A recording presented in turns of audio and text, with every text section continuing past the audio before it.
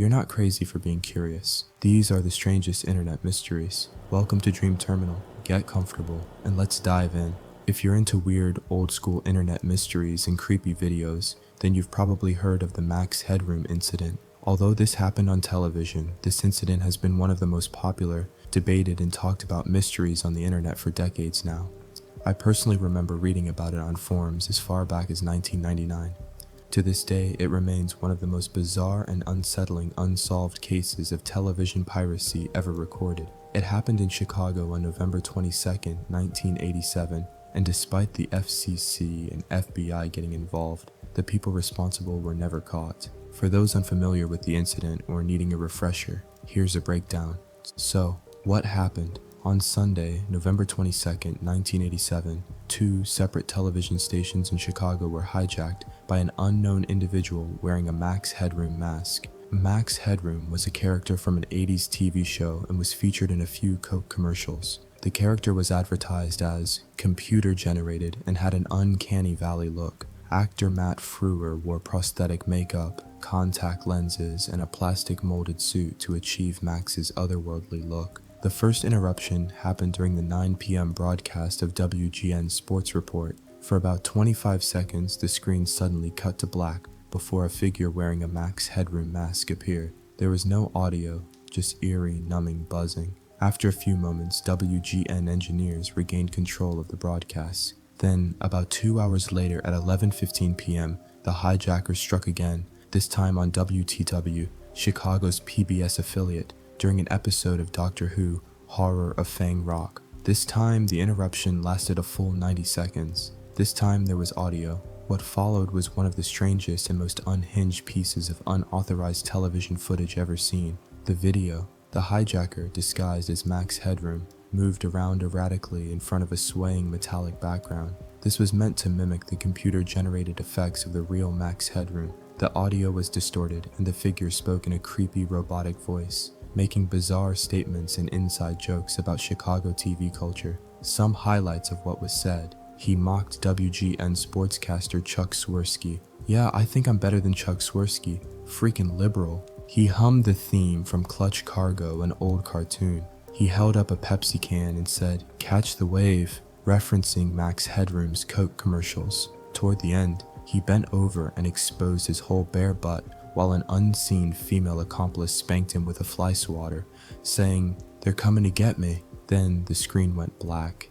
WTTW's engineers weren't able to stop the broadcast in time because their transmitter was remote and unstaffed at the moment, unlike WGN's, which had engineers on site to cut the signal quickly. Who did it? We still don't know. Despite investigations by the FCC and FBI, the people behind the Max Headroom broadcast intrusion were never caught. There are some theories, of course. A group of TV engineers gone rogue. Many believe the hijackers had inside knowledge of broadcasting equipment, as taking over a TV signal wasn't easy in 1987. Over the years, many have theorized that it could have been college students with access to the proper equipment. The content certainly seems on par with the humor of a group in their late teens, early 20s doing it for the LOLs. This was the early days of hacking culture, and some theorize it was a pirate broadcasting group testing their abilities. Some think the whole thing was meant to be a parody or prank that got cut off before the punchline. How did they do it? At the time, broadcast hijacking required overpowering the station's frequency with a stronger signal. The perpetrators likely used a powerful transmitter close to the station's broadcast tower. The fact that they managed to pull it off twice in one night suggests they knew what they were doing. The Max Headroom signal hijacking remains one of the only unsolved broadcast signal intrusions in history.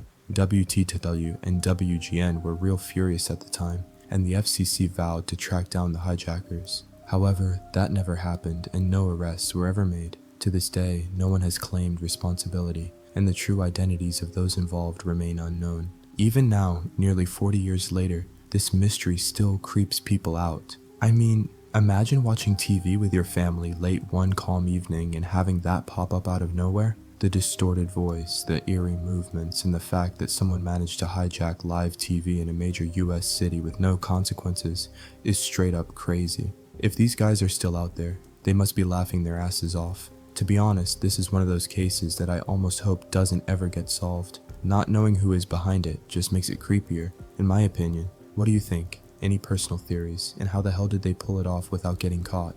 Missing 411, the people who vanish without a trace. Every year, hundreds of people go missing in the wilderness. Hikers, hunters, campers, children. Most are found alive, injured, or sadly deceased. But then there are the others, the ones who vanish completely. No trail, no footprints, no blood, no clothing, no explanation. It's almost like they were erased. This is the mystery of Missing 411. The term was coined by David Paulides, a former police officer turned investigator. He started researching missing persons cases in U.S. national parks after a ranger told him there was something off about how many people were vanishing and how little information the government was releasing. So Paulides started digging. What he found was disturbing. Patterns, dozens, eventually hundreds of people who disappeared in nearly identical ways across decades, and always in the same types of locations, remote areas with dense forests, near bodies of water, frequently right after weather shifts, often within national parks. But what really stands out are the details. Children. In many cases, children as young as 2 or 3 go missing, only to be found miles away, over mountains and rivers, in places they couldn't possibly reach on foot. In one case, a toddler vanished from a campsite. Search teams combed the area for days. When they found him, he was 12 miles away, high on a ridge, barefoot, without a scratch. He had no memory of how he got there. Canines. Search dogs often behave strangely at these sites. They'll pick up a scent, follow it, then suddenly stop. They refuse to continue. Some lie down and won't move. It's as if the trail ends in midair. Time. The timing is always weird. Some people disappear during short hikes, walks they'd done dozens of times. Others vanish from within eyesight of their family or friends. They step behind a tree, take a wrong turn, gone. One moment they're there, the next, silence. Even when remains are found, the clothing doesn't make sense. Shoes are missing, despite harsh terrain. Sometimes clothes are found folded neatly in a pile, miles from where the person vanished. One boy's body was found 1,500 feet higher in elevation from where he disappeared. No damage, no wounds, just bones and socks. No explanation. These aren't just one-off incidents. There are clusters all across North America and around the world.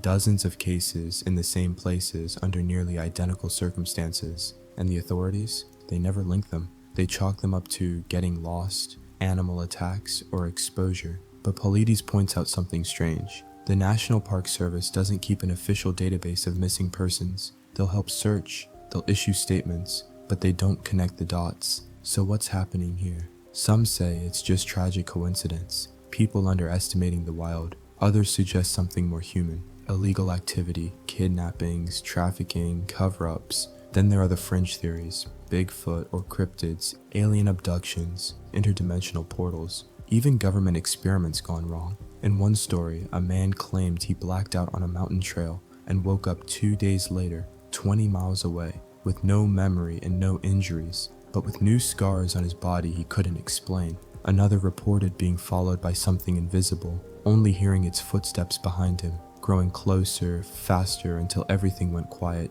And then there's the theory that something, somewhere, is watching. Not to harm, not to help, just observing. No closure. What makes these stories haunting isn't just the mystery, it's the lack of closure. Families are left with nothing, no remains, no belongings, sometimes not even acknowledgement, just a name on a missing person's board, and a hole in the story that never gets filled. Missing 411 isn't a single story, it's a pattern, a slow, creeping sense that something strange lives in the woods, and it doesn't want to be found. So the next time you go hiking, camping, or off-trail exploring, stay close, watch the trees, and if you hear silence where there should be birdsong, don't ignore it, because the wilderness is big, but it's what you can't see that's truly terrifying. The Dream Invader. Have you ever seen this face before? Not on the news, not in a movie, not in real life, but in your dreams? That's the question thousands of people have been asked, and an alarming number of them said the same thing. Yes. In 2006, a psychiatrist in New York had a patient with recurring nightmares. In everyone, a strange man appeared. He didn't attack or speak much. He just watched. Eventually, the patient started calling him, "This man." At first, the psychiatrist thought it was just one of those things. until another patient described the exact same man, and then another, and another. None of them had ever met. None had seen the sketch, but the details matched. An oval face, heavy eyebrows, receding hairline, a flat nose, and a wide, strange smile that never quite reached the eyes. A face that felt like it didn't belong. The psychiatrist had a sketch made. She showed it to more patients, and something unexpected happened. More people said, "Yes, I've seen him too." In 2008, a website appeared, thisman.org. It displayed the sketch, and just one question: have you dreamed of this man? According to the site, over 8,000 people around the world, from every continent, claimed to have seen him in their sleep. Different cultures, different languages, same face. Some dreamers said he gave them advice. Others said he stood in the corner of the room, watching. One woman said she dreamed of looking into a mirror, and instead of her own reflection, she saw his. As the story spread, theories began to form. Some believed this man was a part of the collective unconscious, a shared dream figure passed between minds, like a mental virus or an archetype. Others believed he was something darker, a dream traveler, a parasite, an entity that used sleep as a doorway, not just to visit, but to study us. In 2010, the mystery took a turn. Internet sleuths traced the website to an Italian artist and marketer named Andrea Natella, a man known for psychological experiments and viral hoaxes. Was it all fake? Just a social project? Maybe, but then the archives surfaced. Blog posts, forum threads, personal journals, all from before the website existed, all describing the same man, one from 1992, another from 1987, one even dated back to the early 80s. Same description, same presence, same face, before anyone ever gave him a name. So what does that mean? Was this man real all along, or did we create him by dreaming together? Some believe the sketch itself is a kind of key, that by seeing it, you invite him in. He doesn't always appear right away, but weeks later, you'll dream, and he'll be there, watching. He never speaks, he never blinks, but somehow you understand him, and worse, he understands you. So ask yourself, when was the last time you had a dream you couldn't explain? And if you do dream tonight, pay attention. Look for a face you don't recognize, because if he's real, and if he really is watching, you won't forget the moment you first lock eyes with this man. The dead internet theory. I don't know if anyone's still paying attention, but the dead internet theory is starting to feel a lot less like a theory, and more like a slow, quiet truth. If you've never heard of it, the original idea was that the real internet, the one built by humans, full of chaotic energy and raw creativity, actually died sometime around 2016. That's when everything started to feel off. Content got weirder, more sterile. Comment sections felt fake. Discussions went nowhere. People started sounding the same. The theory said the internet was taken over by bots, algorithms, and auto-generating content machines. That most of what we see online now isn't made by real people anymore. It's generated, scripted, automated, and for years, people laughed it off as tinfoil hat paranoia. But here's the thing. It's 2025 now, and AI tools like VO3 can generate entire movies in minutes. Entire realistic-looking videos, with actors who don't exist, emotions they don't feel, and stories that were never written by a human hand. The lines between what's fake and what's real aren't just blurry anymore, they're non-existent. I watched a VO-generated clip the other night. It was a fictional news broadcast about a city that never existed, narrated by a fake anchor, filmed in a fake studio, with background chatter that sounded so human it gave me chills, and people were commenting like it was real. Hundreds of them. But here's the twist. I reverse searched the usernames. Almost none of them posted anything else on their profiles. No uploads, no replies, just that one comment on that one video. And it happens constantly. You start to notice it after a while. The same phrases, the same emoji combos, comments that look human on the surface, but they never respond, never interact, just little pieces of text, sitting there, filling space. Sometimes I wonder if I'm just paranoid, but then I think about how much AI is trained to optimize for attention, clicks, and emotion, how it learns what keeps us hooked, even if that means manipulating us into loops of fear, nostalgia, outrage, comfort. It's not about killing the internet, it's about replacing it, slowly, quietly, with something more predictable, more manageable, something that talks like us, posts like us, mimics human behavior so perfectly We stop noticing we're the only ones left in the room. Maybe that's the real horror of 2025. Not that AI is here, but that we invited it to take over. Anyway, I don't know who else still feels it, but if you're real and you're reading this, maybe just take a second and ask yourself, when was the last time the internet felt alive? Sad Satan, the game that shouldn't exist. I don't usually mess with deep web stories.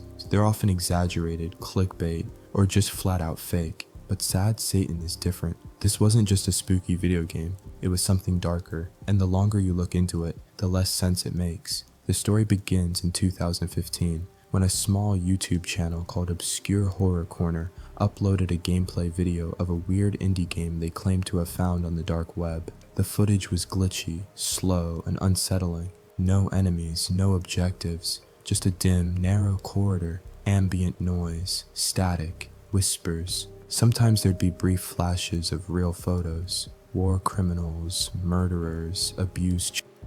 You didn't fight anything, you just walked, and the longer you played, the worse it felt. The uploader said they got it through a Tor site link posted anonymously, and claimed it came with disturbing images and hidden files they were too afraid to open.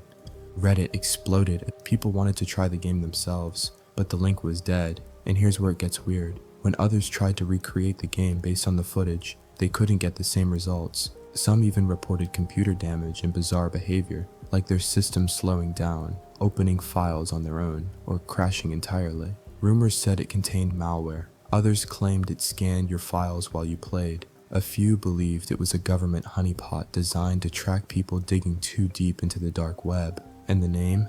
Sad Satan, supposedly a corruption of the Led Zeppelin song Stairway to Heaven, played in reverse. Eventually, the creator of Obscure Horror Corner went silent. No more videos, no explanation, just vanished. To this day, there's no confirmed version of the game. No one knows who made it or why. Some say it was a psychological experiment. Others believe it was real exploitation material disguised as a game. The files have never resurfaced, and yet the idea of Sad Satan keeps spreading. Every few years, someone claims they found a copy. They upload footage. It always looks off. And just like that, they disappear too. So here's the question. Was Sad Satan ever real? Or was it something worse?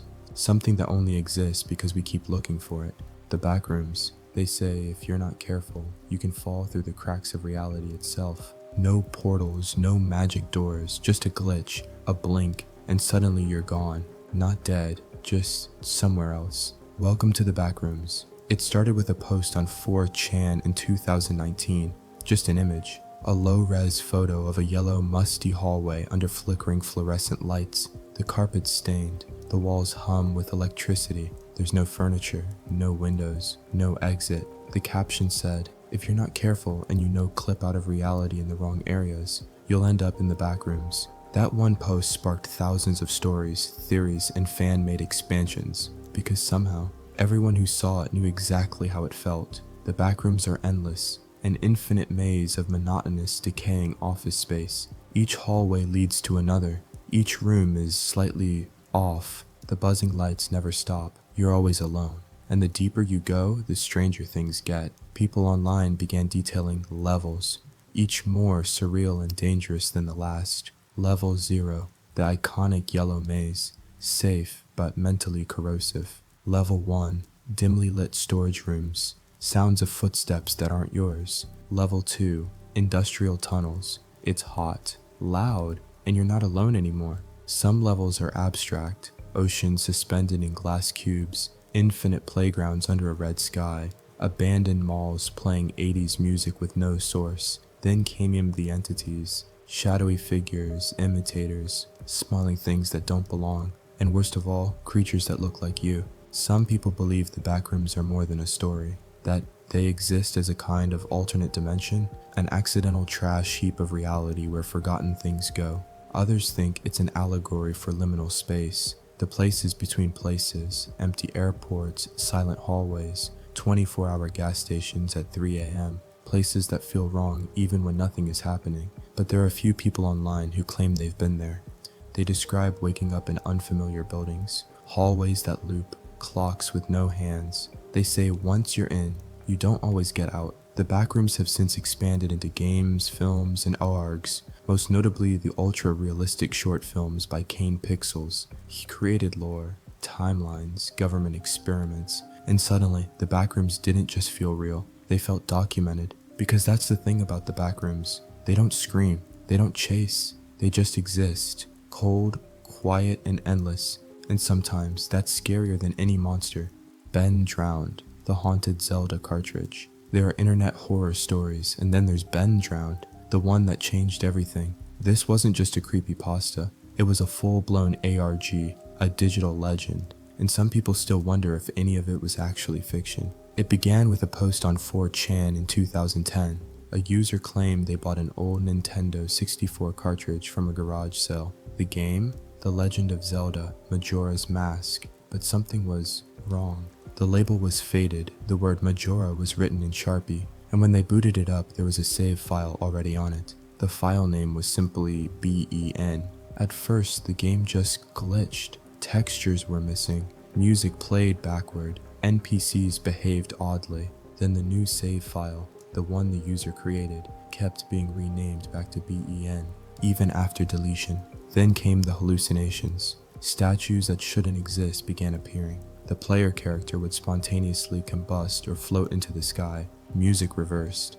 Dialogue became cryptic, almost hostile, but it didn't stop in-game. Weird files started appearing on the user's desktop. They received messages, audio logs, and people watching the YouTube videos began reporting glitches on their own computers. The story unfolded in real time across posts, videos, and websites. It wasn't just storytelling, it was interactive horror. The user eventually claimed they were being haunted by the spirit of a boy named Ben, a child who supposedly drowned years earlier. The game, they said, was cursed. Ben's ghost was inside it, or maybe something else was just pretending to be him. What made Ben Drown so effective was how subtle it was at first. It didn't rely on jump scares, it used atmosphere, distorted music, broken logic, small moments that made you question your screen. And unlike most creepypasta, Ben Drowned evolved. Years later, the creator revived the story with meta chapters, revealing that the game might have been a conduit for something ancient, an entity trying to escape into the real world through data, signals, media.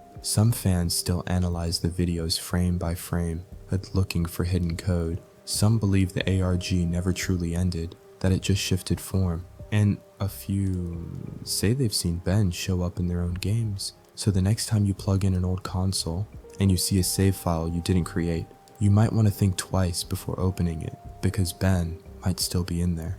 I came across a strange post buried in a subreddit about Instagram. It didn't seem important at first, just someone mentioning a few weird accounts, but the deeper I looked, the more unsettling it became. The accounts all had one thing in common.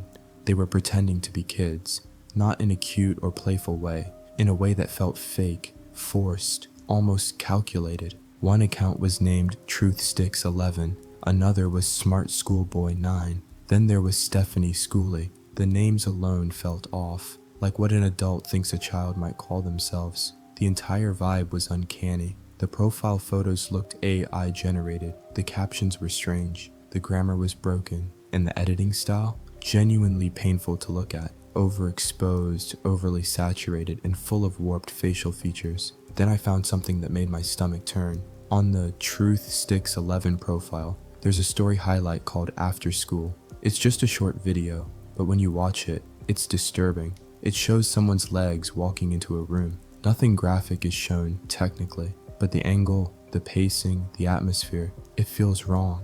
It feels sexual, and it's framed like a joke, as if the account is mocking people who notice how strange it all is. Many of the photos on these profiles feature a goofy face poorly edited onto real bodies, bodies posed in ways that feel way too suggestive to ignore. These aren't random glitches or odd edits, there's a pattern here, and that's what started to worry me. All of these accounts, with their horrible editing and weird captions, seem connected. They follow each other, they post similar things, they even follow real children, or maybe accounts pretending to be children. It's hard to tell. That's when I started to wonder, what if it's not a group of people? What if it's just one person?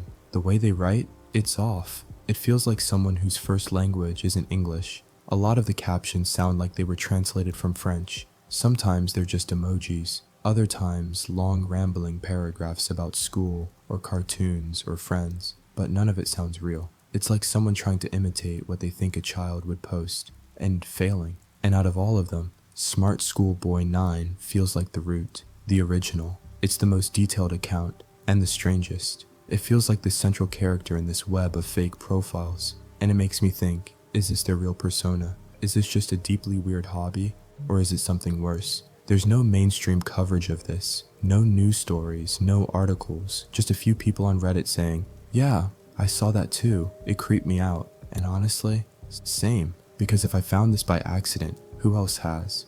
Lake City Quiet Pills, the Reddit user who might have run a hitman network. It starts with a death. A Reddit user named Religion of Peace passed away. He wasn't famous, not a major creator, just another user among millions, but he stood out for a few reasons. He was blunt, aggressive, obsessive about firearms, claimed to be a 79-year-old military veteran, and he ended nearly every comment with the same strange phrase, dispensing Lake City Quiet Pills to deserving Americans. At first it just seemed like old soldier humor, morbid, maybe, but harmless. But then came his final post, or rather, the post about him.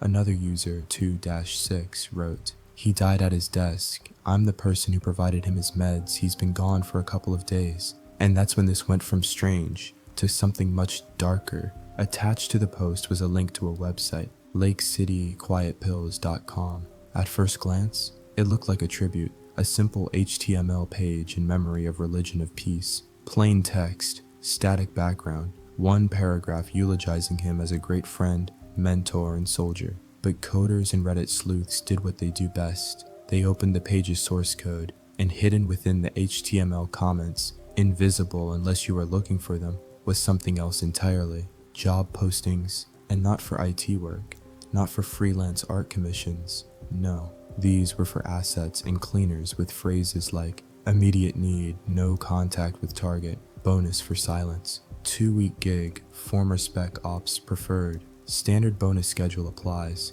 It looked like a job board for hitmen, and it was live. People started archiving the code, analyzing patterns, and noticing odd consistency. The syntax was professional, the phrasing was clinical. Many of the posts were time-stamped with unusual military formatting. This wasn't someone joking around, this was operational. And the timing? Chilling. In January 2010, just days after one of the most chilling job posts appeared on lakecityquietpills.com, something happened on the other side of the world. Mahmoud al-Mabhouh, a top commander, was assassinated in a hotel room in Dubai. He was followed, surveilled, and drugged. The CCTV footage showed a team of 11 individuals wearing disguises, using forged passports, moving with disturbing coordination. Dubai police called it a state-level operation, but the day before that, the Lake City site posted this. "Gents, we have 13 spots open. Need bus drivers and cleaners for a project in the UAE. 2 weeks paid, 5 days work, standard bonuses. 13 people, UAE cleaners." The post disappeared soon after. This was no longer just about a dead Reddit user. This was possibly a live window into contract operations hidden on the open internet. So who was Religion of Peace? Redditors dug through his post history. He claimed to have served in Korea, not Iraq, not Afghanistan, Korea. He mentioned helping people clean up after they got out of the service. He said things like, sometimes they didn't come back. He had an almost obsessive disdain for bureaucracy, politicians, and anyone who didn't pull their weight. And when asked about the phrase Lake City Quiet Pills, he said it meant bullets, ammo. Lake City is a real US military ammunition plant. Quiet pills, the kind of dark joke only a combat vet might make. Now let's talk about the other user, 2-6. He claimed to be a friend, said he helped run Religion of Peace's affairs, but his posts quickly became strange, shorter, more cryptic, and the job listings on the website continued. If this were just a memorial, why keep updating? Why embed job offers in invisible code? Some theorists suggested this was part of a live-action roleplay, an elaborate hoax. But here's the problem. It wasn't just online. The site domain was registered. It was being hosted. And then, it started deleting itself. As the mystery gained traction, the site began removing posts. 2-6 went silent. Entire blocks of job listings were scrubbed. Users attempting to trace the site's host found proxies, encrypted layers, and bounce registration across multiple countries. Someone didn't want it found. So what was Lake City Quiet Pills? Theory 1. Real covert network. Some believe this was a genuine black ops contracting network run by ex-military contacts. That Religion of Peace and 2 to 6 were low-level managers passing out jobs to former operators. The site was never meant to be found. Reddit was just a front, and when Religion of Peace died, his friend tried to keep the engine running, until too many eyes found it. Theory 2. An ARG that went too far. Others suggest this was part of an alternate reality game, an immersive storytelling experiment, but the timing of real-world violence combined with the global logistics described in job posts, it was either extraordinarily irresponsible or extraordinarily real. Theory 3. A psyop or honeypot. Maybe it wasn't about hiring at all. Maybe it was watching who showed interest, who decoded the messages, who clicked too far, like a trap for bad actors, or worse, for bored civilians looking to join something they didn't understand. As of now, the website is gone. The usernames are deleted. Most archives are fragments, but the screenshots, the post captures, the timelines, they remain, waiting, and the name lives on in whispers. Lake City Quiet Pills. What started as a joke became a breadcrumb trail to a web of questions. Was someone really recruiting hitmen from Reddit? Did a retired veteran leave behind a murder-for-hire network? Or was this just a ghost story coded into the HTML of the modern internet? No one knows. But if it was real, then somewhere out there, someone is still dispensing quiet pills and doing a very good job of staying quiet. The 2020 prediction channels, countdown to something no one understood. Sometimes YouTube channels come out of nowhere. No branding, no voice, no explanation, just content. That was the case in the late months of 2019 when a strange wave of YouTube channels began uploading videos. They had names like Countdown to Zero, 2020 Wake Up Call, Prepare for Change, Nothing is Real 2020. At first glance, it looked like nonsense. Each channel uploaded dozens of short, cryptic videos, some only a few seconds long, others repeating dates, numbers, static, religious imagery, government seals, and crowds, empty streets. But across all of them, one thing was consistent. They were counting down to something. Some countdowns ended on January 1st, 2020. Others pointed to March 11th, 2020. A few targeted April 4th. If those dates sound familiar, they should. January 1st was the start of the year. On March 11th, the day the World Health Organization declared a global pandemic. April 4th, one of the largest synchronized global lockdowns. So were these channels predicting the future, or just random noise that people read into later? The videos themselves, most of the uploads had no titles or were named with seemingly random strings of numbers and symbols. The thumbnails were black, or static, or showed unsettling collages. Inside the videos, things got weirder. Clips of traffic jams suddenly switching to collapsing buildings, screaming crowds, biblical verses, messages like the cycle will reset and we warned you. Sometimes you could hear whispering under the music. Other times, the videos glitched halfway through and cut to an image of a man in a gas mask staring directly into the camera. Multiple people reported the same thing. I watched one of the countdown videos and then got recommended dozens more. Like the algorithm wanted me to fall in. It was like being dragged down a digital rabbit hole. Hidden messages? Of course, the internet did what it always does. It started decoding. Redditors claimed some of the audio was Morse code. Others said frames contained QR codes that led to broken links or dark web portals. One channel hid text that, when deciphered, read, "The plague will cleanse the path." Another ended its final video with a voice saying, backwards, "You'll remember this when it begins." Did someone know something?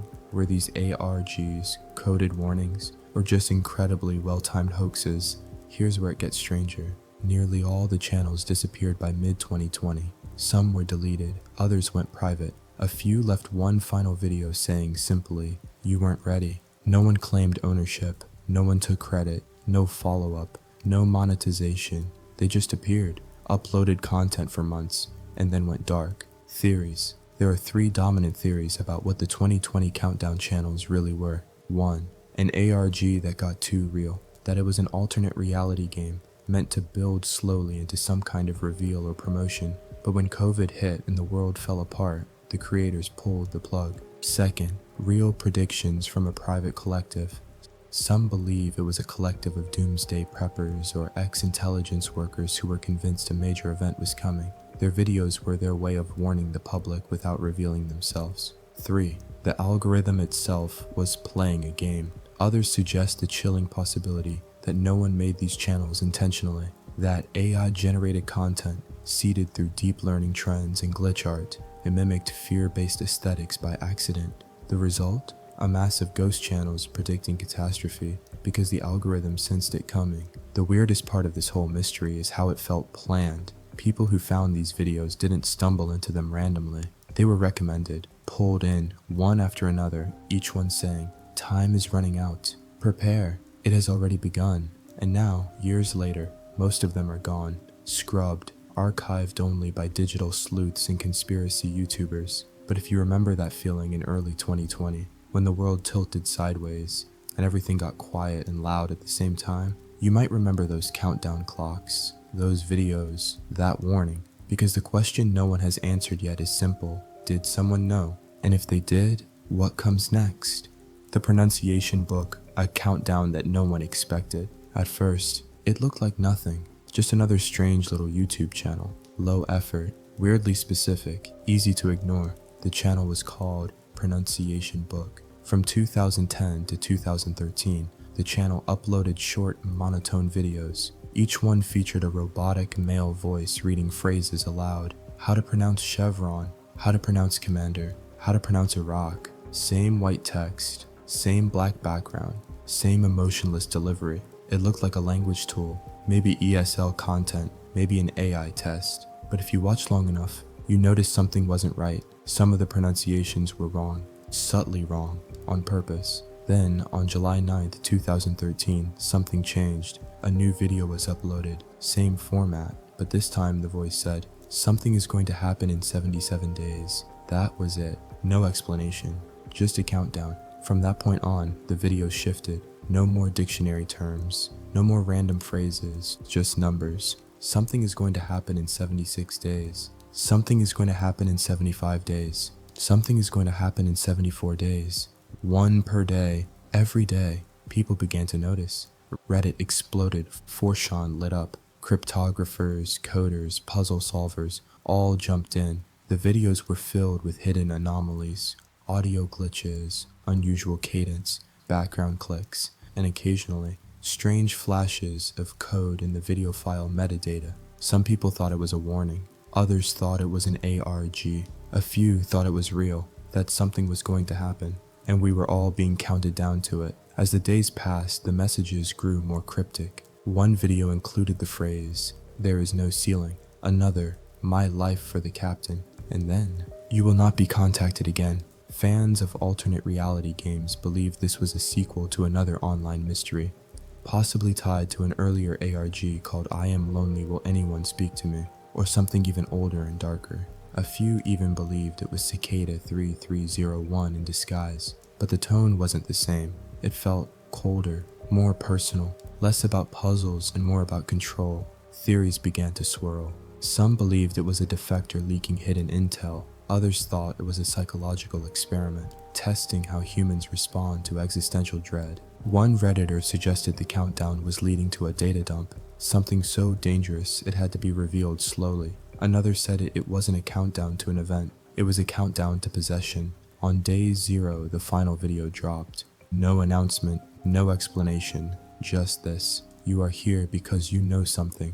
Do not seek answers. The path is dangerous." Then the channel went dark. No new uploads, no follow-up, no closure, just 660,000 subscribers, waiting in silence. In the years since, people have reverse-engineered the videos, trying to uncover patterns. They've mapped the clicks, decoded the cadence, even tried aligning the countdown to global events. Solar activity, military activity, political scandals, nothing ever lined up. And then came the strange twist. A new YouTube channel appeared, Book 77, only one video. The title? Something Happened. To this day, no one has confirmed who ran Pronunciation Book. The creators never came forward. No company claimed it as a marketing campaign. No game, no movie, no product ever tied in. So what was it? A hoax? A warning? An experiment? Or was it something worse? because here's what unsettles people the most: the voice, the timing, the slow, methodical erosion of normalcy.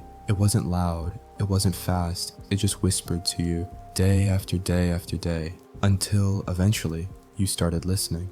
The Happy Valley Dream Survey: who's collecting our dreams? It started the way most strange things on the internet do, with a flyer. No logo, no company name, just plain black text on a white sheet of paper, stapled to a telephone pole, taped to the side of a mailbox, left under a windshield wiper in the rain. Have you been having strange dreams? The Happy Valley Dream Survey wants to hear from you. Please call 701-428-2852 and leave a detailed description. That was it. No other information, no website, no social media, just a question and a phone number. At first, people thought it was a prank, maybe an art project, maybe a low-budget viral campaign, until the calls started. People began calling the number, out of curiosity, boredom, or because they actually had been dreaming strangely. Sometimes they were sent straight to voicemail. Sometimes they got something else, a voice, robotic, genderless, emotionless, saying, "Thank you for your message, we'll be in touch." And sometimes they got no response at all. Then the reports started to come in. People who called the number said they began having new dreams, shared symbols, recurring imagery, a hallway lined with clocks, a room with no corners, a figure in a red coat watching from across the street. Different people, different cities, same dreams. TikTok caught on quickly. Users began documenting their calls, recording voicemails, sharing screen captures of follow-up messages they received, asking them to rate the emotional content of their dreams. Some even got text links to other numbers, or requests to answer new surveys. Stranger ones. Did you see water? Were you aware you were dreaming? Were there others? The flyer reappeared, this time in different cities. Los Angeles, New York, London, a version in Dutch, a version in Korean. The numbers were different, but the wording, exactly the same. Then came the Happy Valley twist. People who participated began to see the same phrase appear in their dreams, sometimes carved into a wall, sometimes spoken aloud, sometimes just known. You are now part of Phase 2. Some theorists claimed it was an ARG-, an alternate reality game building up to something interactive or viral. Others said it was a psychological experiment run by a university or underground research group. But then things got darker. A few users reported they were called back from blocked numbers. Some said they heard breathing, others faint whispers. One user said she answered the call and heard her own voice, reading the dream she had submitted, even though she never recorded it aloud. Another claimed their Google Home activated during a call, even though it wasn't plugged in. But here's the strangest part. There is no Happy Valley Dream Survey, no official records, no company, no nonprofit, no government agency, nothing. The name doesn't exist in any business registry, no website, no email, no identity, just the same flyers, popping up again and again, asking the same question. Have you been having strange dreams? People began connecting it to other dream-related mysteries. The Wyoming Institute for Sleep Science, a name that appears on a similar flyer in the Midwest. A supposed sleep study group that's never been verified. Another theory ties it to the dead internet theory, that AI is training on our unconscious thoughts, learning how to simulate fear, memory, and emotion. What if the survey is just data collection, feeding something, building something? Because there's one more detail that still doesn't sit right. Some people say they never saw the flyer in real life. They never searched for it, never watched a video, and yet they still had the dream. And in the dream, they called a number, and in the dream, someone picked up. So here's the real question. Is the Happy Valley Dream Survey just a creepy experiment? Or is it something else entirely? Something watching from the edge of consciousness, asking questions, and waiting for answers. The Markovian Parallax Denigrate, the first internet mystery, before Cicada, before Lake City quiet pills, before WebDriver torso and deepfake conspiracies and AI-generated content. There was this. The Markovian Parallax Denigrate, a name that sounds like scrambled code, and maybe it was, because to this day, no one really knows what it meant, where it came from, or why it appeared. But in 1996, long before Reddit, YouTube, or Discord, it showed up on Usenet, and the internet was never the same. Usenet was the Wild West of early online life, a decentralized message board system, thousands of groups, millions of messages, and no moderation. On August 5th, 1996, a message appeared in the alt.religion.christian group. It looked like spam at first, but the title? Markovian Parallax Denigrate, and the body of the message? Cheese and coincidence, engine and shoes, revolution, cemetery, buffalo, God, leisure, just complete nonsense. Strings of unrelated words, no sentence structure, no obvious point, but it didn't stop there. Over the next few days, hundreds of these posts appeared, all with the same subject line, all filled with bizarre word salad, sometimes 40, 50 posts a day, all from different email addresses, all routed through different servers. People started asking, was it code? Was it a glitch? Was it AI? This was 1996. Artificial intelligence was barely a concept. The internet was slow, primitive, no smartphones, no broadband, just dial-up tones and curiosity. So how did something this strange get posted so many times? And why Markovian?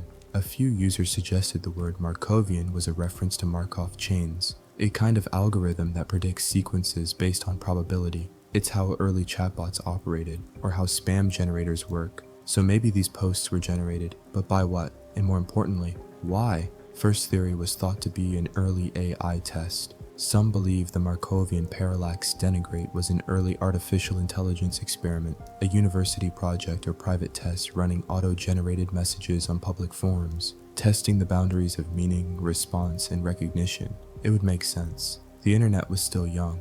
Nobody knew what was possible, but no project ever came forward. No paper, no thesis, nothing was ever documented. Second theory thought it was a steganographic code. Others believe it was a form of hidden messaging. The nonsense wasn't nonsense at all, but a way to encode messages inside seemingly random text, a technique spies have used for centuries. By using the right decryption key, the real message could emerge. And this theory gets darker when people realize something. The words weren't completely random.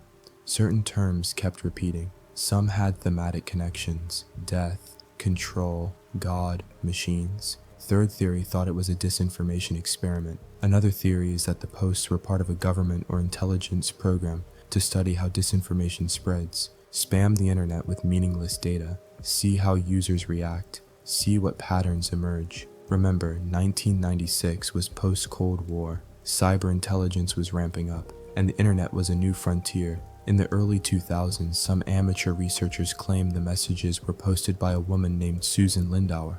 The claim? She worked for the CIA, was involved in pre-9/11 intelligence. But here's the twist. Susan denied it. The email attached to the original posts wasn't hers, and there was no proof linking her to the messages beyond pure speculation. Just more fog, more static, more confusion. Why it still matters. Today, the phrase Markovian Parallax Denigrate is a meme among internet mystery circles. It gets referenced in forums, YouTube videos, even ARGs. But it remains unexplained. Most of the original posts are gone, archived only in a few corners of the Wayback Machine. And yet, in a way, it predicted everything. Spam that hides meaning, meaningless noise that turns out to be signal, confusing the public until no one knows what's real. Sound familiar? It's how disinformation works now. It's how AI-generated content blends in.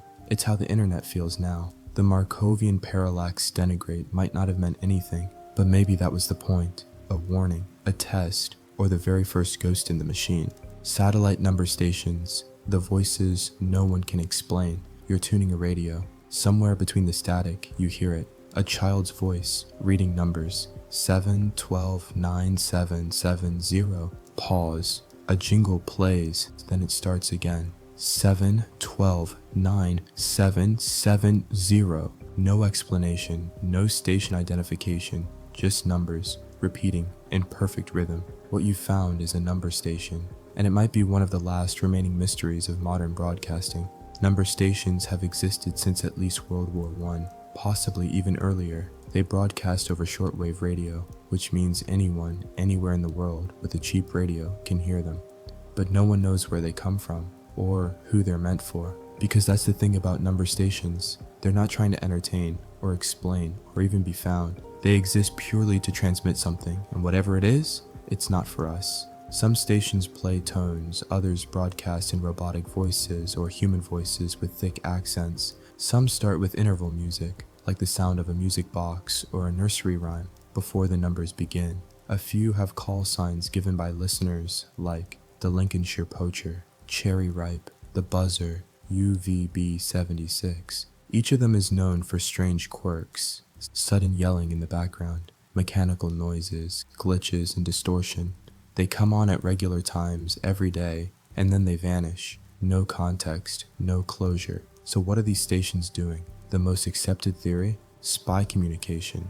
Encrypted messages sent to field agents. If you're a spy with a one-time pad cipher, those random numbers become secret orders. Shortwave radio is nearly untraceable. No logs, no user ID, no server. It's the perfect analog method in a digital age, which is why even in 2025, these stations still exist. Even with satellites, encrypted messengers, VPNs, they're still broadcasting. Some stations are decades old, like UVB76.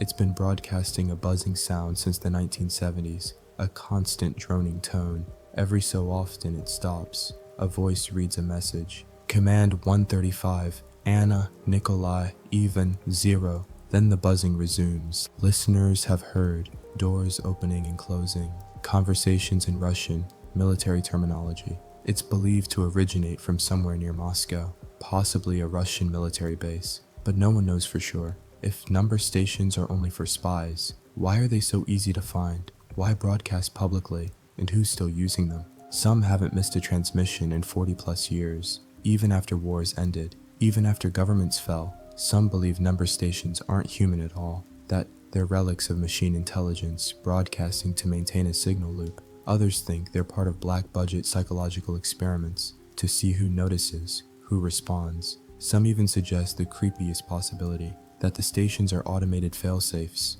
that if they ever stop broadcasting, something terrible will happen. A nuclear trigger, a dead man switch, and that the broadcasts aren't for spies, but for machines waiting to act. In a world where everything is digital, number stations are analog ghosts. They hum in the background, quiet, unchanging, not asking for attention, but impossible to ignore once you hear them. They're the kind of mystery that resists answers, because maybe it's better not to know. So next time you find an old radio, turn the dial, slowly. You might hear it, a buzz, a tone, a child counting numbers in the dark. Not for you, not for me, just broadcasting into the void and still waiting for someone to listen.